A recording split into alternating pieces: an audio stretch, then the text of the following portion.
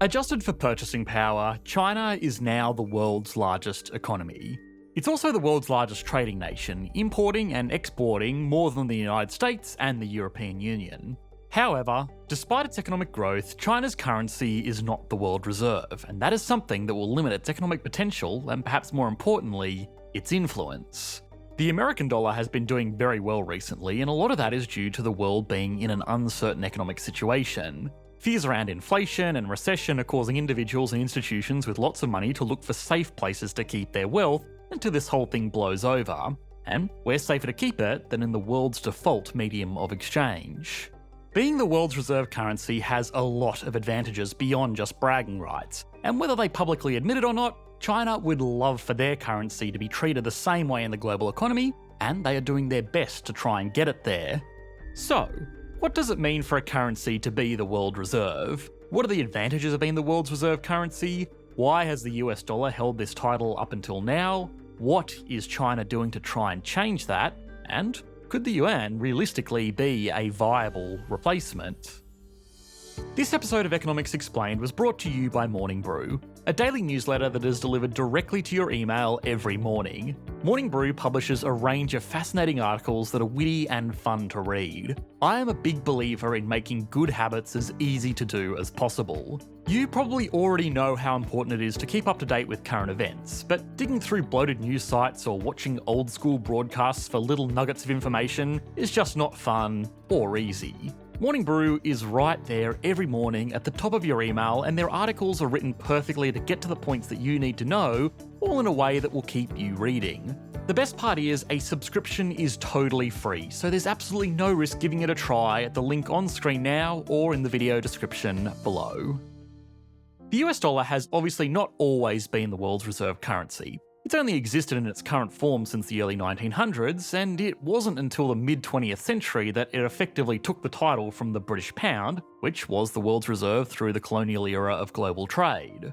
The Bretton Woods Agreement changed all of that though. Towards the end of the Second World War, 44 countries sat down and laid out a plan for an efficient system of global trade and finance. This agreement pegged the price of the American dollar to a set amount of gold.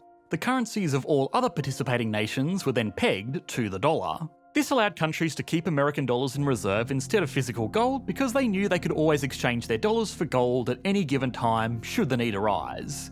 This made American dollars the default choice for doing any kind of international trade because chances are the currencies of the trading nations were pegged to the American dollar anyway. It also effectively mandated that countries keep a certain amount of American dollars in reserve so that they could always honour currency exchanges at the agreed upon peg price. Even today, one of the primary uses for reserve currencies is to protect nations in times of crises where their own currency might not be that attractive to international parties. Now, if you watched our video last month on the gold standard, you will know that the Bretton Woods system fell apart in the 1970s. But the US dollar is still the world's reserve, mostly because, even after this rigid system fell apart, the US dollar was still the logical choice.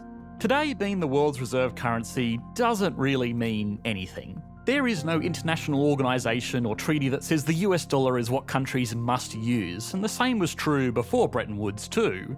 In fact, the Bretton Woods Agreement was really the exception that proves the rule that global reserve currencies become reserve currencies because they are the best choice available, not because of any official ruling. The US dollar is historically very stable. It is widely recognised, and there is enough in international circulation for it to be useful for trade. It also has a fair value. It's no longer backed by gold, but its exchange price is determined by the international market, and it's the only way that the citizens of the largest economy in the world can pay their taxes. Taxes that also go to fund the most powerful military in the history of humanity. That kind of helps too. Fair value, wide circulation, stability, and wide acceptance are the four ingredients that any currency would need to become the world's reserve. And, at least as of making this video, American dollars out to any other currency in all of these categories. The best way to personally see why the US dollar is the unofficial global go-to as the reserve currency is to consider this. If you could get paid in any currency other than the currency of your home country, what would you choose? Probably American dollars, right? If you are an American, you can still play along, pick another currency and remember it for later. Now, what does this all actually matter?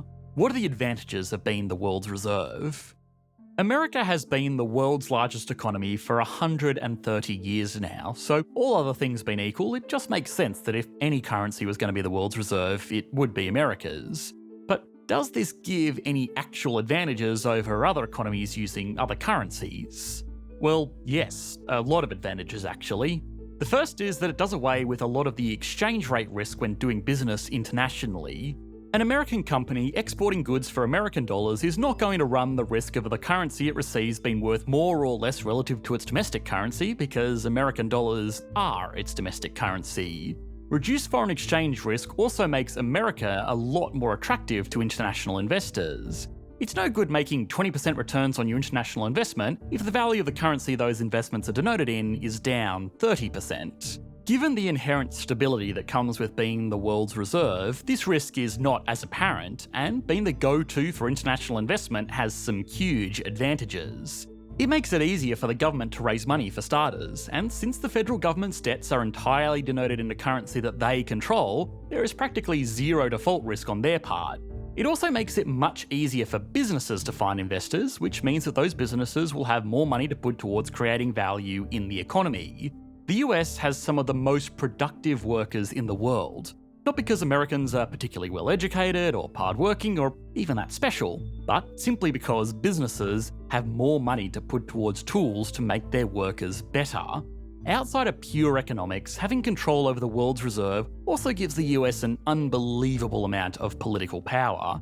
International financial institutions have to fall in line with American laws even outside of America, or risk being cut off from using the go-to currency for international finance. This kind of power is obviously very attractive, and that's why the Chinese government has not made much of a secret about wanting their currency to be the new world reserve, or at the very least, a viable alternative to the American dollar. So, how are they trying to do this? Currently, the Chinese yuan, or renminbi, is the third most common currency reserve after the euro and, of course, the US dollar. The greatest tool that China has to push its currency onto the world stage is simply trade. Every time trade is done between two foreign countries, a decision is made. Will they settle the trade with the currency of the exporting nation, the importing nation, or some third-party currency, like the American dollar? For small-time trades, the importer normally pays the exporter in their local currency. If a small Australian business was importing engine components from Germany, they would have to pay the German business in euros because small businesses like this are normally only set up to take payments in their domestic currency. Larger operations can go either way, and normally the settlement currency is something that is agreed upon in the purchase agreement contracts. On the scale of global commodity transfers though, it is simply easier to use a trustworthy third party, which is almost always the American dollar. You might have heard US dollars referred to as petrodollars, and that is because almost all international oil sales are done using American dollars. This means big oil exporting countries naturally build up large reserves of this currency.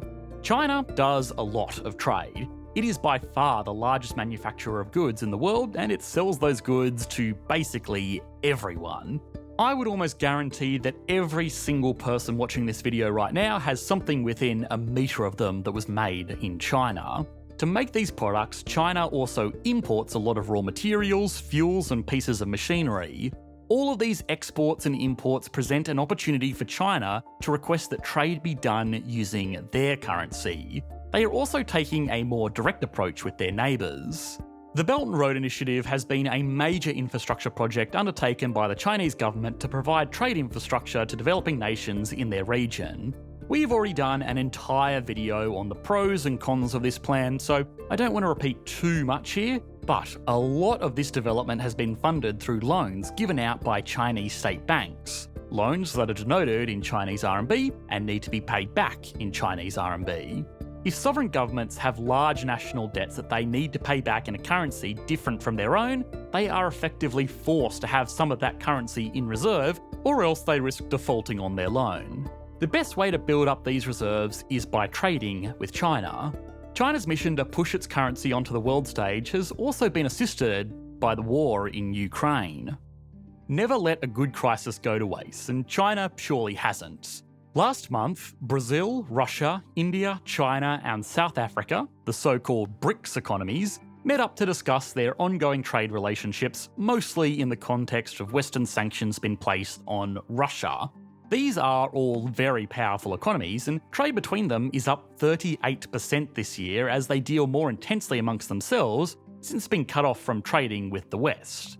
China is benefiting from this in more ways than getting cheap oil from Russia. It is pushing the trading bloc to adopt the RMB as the de facto medium of exchange, and given that it is by far the biggest and most important member of this group, this is likely to happen whether the other countries really like it or not. Western sanctions, particularly those that cut off Russian reserves of American dollars, have also made a few governments around the world a bit uneasy about how much safety they really get from their reserves. Remember, the 4 ingredients that any currency needs to be a reserve currency is fair value, wide circulation, stability, and wide acceptance. If the American government can just choose to cut off the reserves of a foreign nation that they decide is being naughty, then there is nothing to say that it won't happen to them. For economies that are very politically, culturally, and economically close to America, like Canada, Australia, and most of Western Europe, this probably isn't a huge deal, because they are extremely unlikely to be sanctioned by the US. But for countries that don't have such strong ties, these sanctions are acting as a bit of a wake-up call to say that it's probably worth diversifying the emergency reserves to include some currencies that can't be cut off by the West. As far as hedges against the risk of being sanctioned by America go, the Chinese yuan is about as good as it gets. It's a currency that can be used to make direct purchases from the largest exporting nation in the world, and the Ukrainian invasion has shown that the Chinese government is happy to do business with economies that have been shunned by the West. So, with so much pressure behind it, will the Chinese RMB ever be the world's reserve currency? Well, probably not. Yes, its global use is certainly on the rise, as is to be expected given China's economic growth over the past 3 decades. But when I asked you earlier what currency you would choose to be paid in if not your own, I don't think many of you would have picked RMB. Holding a reserve currency is in many ways like holding shares in the currency issuing country. You want to be sure it's run well, it's run sustainably, and that management won't do anything silly. China's currency just has a lot of problems that make it unpalatable in the eyes of many institutions. There are just direct limitations on how it can be used. Chinese citizens are not allowed to transfer more than the equivalent of $50,000 worth of the currency out of China every year. This demonstrates 2 things. One, that China thinks it's necessary to effectively imprison the wealth of its people on shore to stop them from starting businesses and lives overseas. And it also shows that even China itself is so uncomfortable with the true value of its own currency that it writes laws in US dollars. If tomorrow Chinese citizens were suddenly allowed to exchange as much money as they wanted, there would be a mass sell-off of Chinese RMB in foreign exchange markets, reducing the currency's value. China also artificially lowers the value of its currency in foreign exchange markets to make its exports more competitive. This is a tactic that has helped it build the impressive industrial base it has today, but it also means that its currency does not have a truly fair value, one of the important factors to consider when picking a currency to keep in reserve. Between limitations on its citizens transferring money and its foreign exchange manipulations, China kind of has a currency that is both overvalued and undervalued at the same time. Now, as for protections against sanctions, yes, if foreign currency reserves are held exclusively in American dollars, then the US can sanction those reserves, and many governments aren't totally comfortable with a foreign government having that kind of power over them. Fair enough. But China isn't really a viable alternative. It has a much worse reputation for unnecessarily punitive economic actions. The US sanctioned Russia because it started a war of aggression with another foreign nation. China sanctioned Australia because it wanted to conduct an investigation into the cause of the coronavirus to prevent another outbreak. Yes, foreign currency reserves are subject to the whims of the governments that issue them, but some governments are just inherently more stable than others, and it's not like there are only 2 options either. Most central banks are now stocking up on a range of currencies to keep in reserve. For now at least, concerns over extended lockdowns, trade wars, debt crises, housing bubbles and government infighting are hurting the case for the RMB Global Reserve far more than any opportunistic gains and heavy-handed trade deals are doing to help it. This video was made possible by Morning Brew. Morning Brew emails you a curated list of fascinating articles every morning on a range of topics that I know viewers of my channel will find extremely interesting. Staying up to date with the world around you does not need to be a chore, and Morning Brew makes it incredibly easy and enjoyable to read about big news stories, small news stories, and insights that you would have otherwise totally missed out on. It is completely free, so there was literally no reason not to give yourself access to the best daily newsletter on the internet, which you can do by following the link on screen now or in the video description below. Thanks for watching, mate. Bye.